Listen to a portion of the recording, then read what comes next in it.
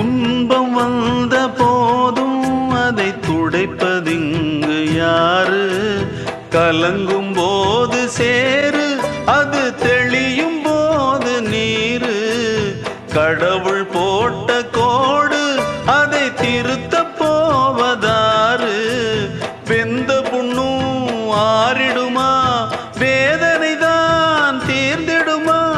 விண்ணுக்கும் மண்ணுக்கும் சம்பந்தம் உண்டுன்னு சொன்னது யாரு? அது மன்னவன் பேரு. அந்த வானத்தை போல மனம் படைச்ச மன்னவனே, பனி துளிய போல குணம் படைச்ச தென்னவனே. மஞ்சளிலே ஒரு நூல் எடுத்து, விண்ணுக்கும் மண்ணுக்கும் சம்பந்தம் உண்டுன்னு சொன்னது